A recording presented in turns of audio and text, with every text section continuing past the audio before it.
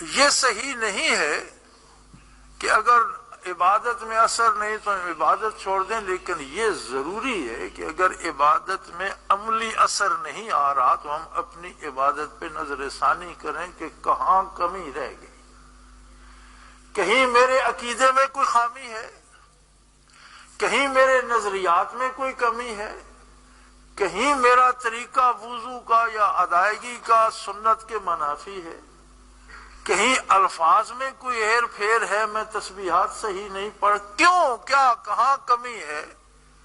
یا کوئی بدپرہیزی کر رہا ہوں، میں نے حرام کھا لیا ہے کہ میری نماز اور سجدے ذوق سے خالی ہو گئے، میں نے کوئی جھوٹ بول دیا ہے، میں نے کسی سے دھوکہ کیا ہے، کیا ہوا مجھ سے کہ میرے رکوع و سجود میں نہ وہ گرمی رہی، نہ وہ جوش رہا، نہ وہ جذبہ رہا، نہ وہ سکون رہا، کیوں نہیں رہا؟ اب حضرات یہ تصویر ہے اسلام کی، اس میں سے جہاں سے کوئی باہر نکلے گا، رب جلیل فرماتے ہیں مومنین کو خطاب فرماتے ہوئے، یا ایھا الذین آمنو، وہ لوگوں جنہیں نور ایمان نصیب ہے، ادخلوا فی السلم کافہ، سارے کے سارے اسلام میں داخل ہو جاؤ، کوئی پلو کوئی کونا تمہارا اسلام سے باہر نہیں ہونا چاہیے،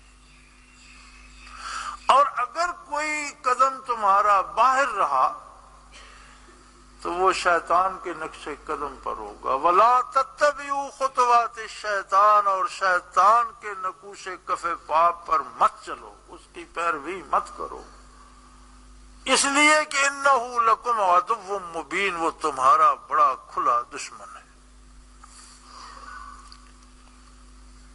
اللہ نے مسلمانوں کو حکومتیں دیں، سلطنتیں دیں، ریاستیں دیں، اور ایک بات جو میں ہمیشہ کہا کرتا ہوں اور جو ایک تاریخی حقیقت ہے، کیسے عجیب لوگ تھے جو اللہ نے اپنے حبیب صلی اللہ علیہ وآلہ وسلم کی رفاقت کے لیے پیدا فرمایا۔ شاہ ولی اللہ رحمۃ اللہ تعالی علیہ مدینہ منورہ کے فضائل جب لکھتے ہیں تو وہ فرماتے ہیں کہ روئے زمین پر وہ جگہ افضل ترین ہے جہاں بیت اللہ شریف، یہ وہ نقطہ ہے جہاں سے پوری زمین پھیلائی گئی، یہ مرکز ہے زمین کا اور مابعث ہے تجلیات باری کا، لیکن مدینہ منورہ کی زمین کا وہ حصہ جو جسم اطہر محمد الرسول اللہ صلی اللہ علیہ وسلم سے مس ہو رہا ہے، وہ اس سے افضل ہے۔ مدینہ منورہ کا، خاک مدینہ کا اور ریاض الجنہ کا وہ حصہ جہاں حضور استراحت فرما ہے اور جس میں اطہر سے جو حصہ مس کر رہا ہے، وہ فرماتے ہیں اس بیت اللہ والے خطے سے وہ افضل ہے۔ اور پھر فضائل میں لکھتے ہیں کہ حضور نے فرمایا جہاں کا خمیر ہوتا ہے وہاں آدمی بالآخر دفن ہوتا ہے۔ تو مدینہ منورہ کتنے اکابر صحابہ کا مدفن ہے، اس کا مطلب ہے یہ وہ مٹی ہے جس سے اللہ نے وہ وجود بنائے جنہیں محمد الرسول اللہ کی رفاقت کے لیے چن لیا۔ یعنی کیسے عجیب لوگ تھے کہ جن کے حوالے سے وہ خطہ معزز و معتبر و مکرم ہو جاتا ہے۔ یہ صحابہ کی کرامت ہے، کیسی عجیب بات ہے، یہ زندہ کرامت ہے اور انشاءاللہ ہمیشہ رہے گی کہ زمین کا جو خطہ صحابہ کبار نے فتح کیا اور جہاں ان لوگوں کے قدم لگے، نقوش کفش پا لگے جو محمد الرسول اللہ کے ساتھ براہ راست رفیق سفر تھے، 1400 صدیاں بیت گئیں، وہ حصے کافروں کے تسلط میں نہیں گئے۔ یہ مسلمان ریاستوں کی بقا کا سبب آج کی حکومتوں اور آج کے عوام کی ضرورت نہیں ہے.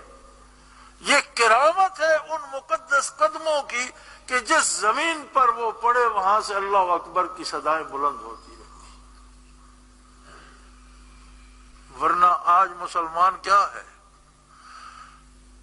آج مسلمان سارے کا سارا اسلام سے خارج ہے. حکم ہے ادخلوا فی السلم کافہ، اور آج مسلمان سارے کا سارا باہر کھڑا ہے. آج مسلمان کا معاشی نظام اس نظام پر استوار ہے جس کے لیے اللہ نے کہا تھا کہ جو سود پر رہے گا فَآذَنُوا بِحَرْبٍ مِّنَ اللَّهِ وَرَسُولِهِ، اسے اللہ اور اس کے رسول کے ساتھ جنگ کے لیے تیار رہنا چاہیے. آج ہمیں بڑا دکھ ہوتا ہے جب لاشیں گرتے ہیں وطن عزیز میں. کتنے ظلم کی بات ہے کہ ملک کا نام پاکستان اسلامی ریاست عقیدے کے نام پر بنی اور ایک فرد 14 کروڑ میں ایک فرد ایسا نہیں جو محفوظ سمجھے اپنے آپ کو. کسی بیٹی کی عزت، کسی ماں کا پیار، کسی باپ کا بڑھاپا جبر کے ہاتھوں محفوظ نہیں ہے. کیا یہ اسلامی ریاست؟ لیکن کیوں؟ ساری وجوہات بیان کی جاتی ہیں. سیاستدانوں کی بدماشی ہے، علماء کی اور مولویوں کی غلطی ہے، انہوں نے فرقے بنا دیے. یہودیوں کی سازش ہے، امریکہ کی سازش ہے، مغرب کی سازش ہے، ہندو دہشت گردی کرتے ہیں اور راہ کی سازش ہے. یہ ساری باتیں ہوں گی، لیکن سب باتوں کی ایک بات یہ ہے کہ ہم نے اللہ کی اطاعت کی بجائے اللہ و اللہ کے رسول سے جنگ چھیڑ رکھی. جنگ میں مختلف ہتھیار آزمائے جاتے ہیں، جنگ میں ہوائی حملے بھی ہوتے ہیں، جنگ میں ٹینک بھی فائر کرتے ہیں، جنگ میں توپیں بھی چلتی ہیں، جنگ میں بندوق کی گولی بھی آتی ہے. ہندو اگر ہے، اگر یہودی ہے، اگر عیسائی ہے، اگر مغرب ہم پر زیادتی کر رہا ہے تو میں یہ سمجھتا ہوں کہ اللہ کی بغاوت کے نتیجے میں یہ مختلف ہتھیار ہیں جو ہم پر چلائے جا رہے ہیں.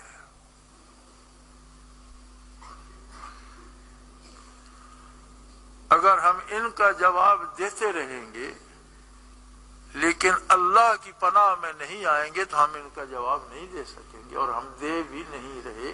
ہم دن بدن غلام ہوتے جا رہے ہیں. جہاں سے جوتے پڑتے ہیں انہی سے خیرات مانگتے ہیں. جن کو ہم کافر کہتے ہیں ان کے جھوٹے اور اترے ہوئے کپڑے پہننا اپنی شان سمجھتے ہیں. جن کو ہم کافر کہتے ہیں ان سے خیرات مانگنا اپنی شان سمجھتے ہیں. جن کو ہم کافر کہتے ہیں ان سے سود پر قرض لینے والی حکومت کامیاب حکومت کہلاتی. کیا فلسطین میں قتل و غارت بند ہو جائے گی؟ کیا کشمیر کے مظلوم ظلم سے نجات پا جائیں گے؟ کیا پاکستان میں دہشت گردی، عصمت دری اور ڈاکے ختم ہو جائیں گے؟ یہ سود کھا کر اس ظالمانہ نظام کے تحت.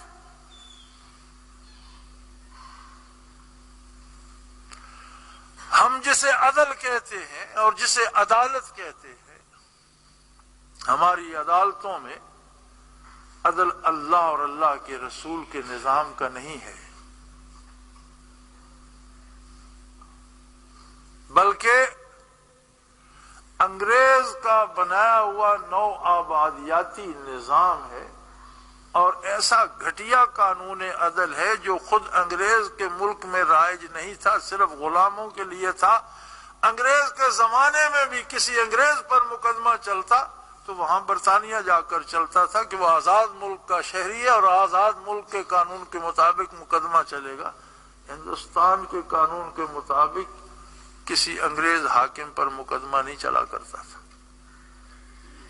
ہم اس سے چمٹے ہوئے ہیں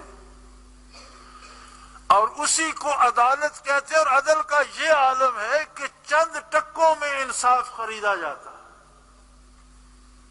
سب سے نچلی عدالت سے لے کر سب سے اعلی عدالت تک صرف پیسے کی حکمرانی ہے، دولت کی حکومت ہے، اور دولت سے انصاف خریدا جاتا ہے. جو خریدا اور بیچا جائے وہ انصاف ہوتا. ہماری ہر ادا،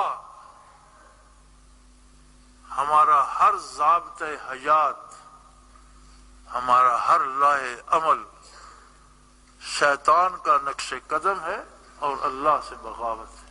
اور حد یہ ہے کہ اس سارے عالم میں اور اپنے اس کردار کے ساتھ ہم اس کرم کی توقع رکھتے ہیں جو صحابہ کرام پر ہوا کرتا.